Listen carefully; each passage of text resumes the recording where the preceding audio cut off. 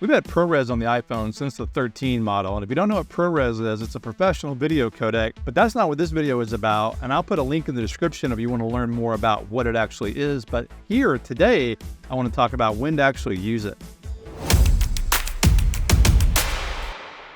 In simple terms, ProRes is just a higher-end codec to record video. It's a professional codec that has 422 color and 10-bit, meaning you can have better results on higher-end professional work. And so that should give you an idea of when I primarily use it.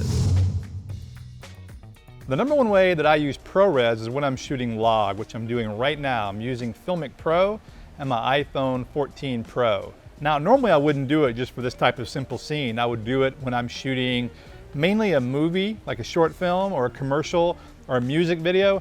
Anything where I want to do a little bit more heavy color grading, typically speaking. And that is really the main point, is when you're actually shooting higher end work that you want to color grade, and you're shooting log in particular, but even just regular Rec 709, I almost always now shoot ProRes because you just get better results in the end. Again, you've got that 422 color and you have a very high bit rate. And that is really good when you're working in post-production and doing color grading.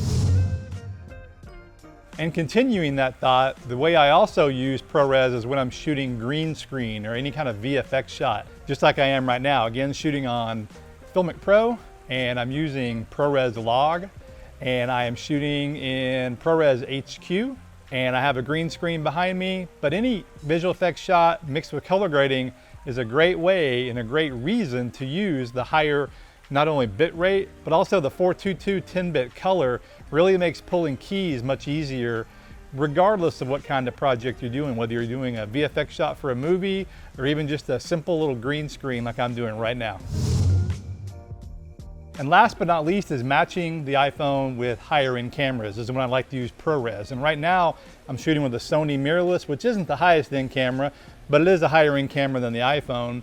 And then I'm still using ProRes Log and Filmic Pro. And so if you've watched my channel at all, you know that I routinely will edit in iPhone with red camera. Just did a video about that recently, or Blackmagic cameras, etc. And I've even done it without ProRes. And again, you can do it without ProRes, but with ProRes now, shooting log in particular, it makes it that much easier, in quotes, to match. Now, it's never gonna be exact because you're shooting with a built-in lens and the iPhone does sharpen the image more than a traditional camera.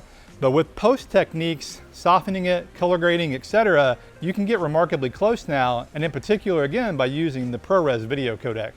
Now, I don't shoot ProRes all the time, and one of the biggest reasons for that is because the file sizes are absolutely gigantic. They're huge. And so it just is not great for media management or all the space it takes up on your phone. So when I do shoot ProRes, I almost always delete those files very soon after I shoot, versus keeping them on there like I do for traditional video I shoot. But the other part to that is that the files are really hard to get off your phone, and I use AirDrop mainly, but there's also Lightning, of course.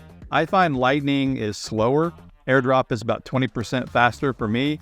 Your results may vary. And that's actually one reason I'm excited about the next gen iPhone, the 15 that's coming soon, is it's supposed to have USB-C.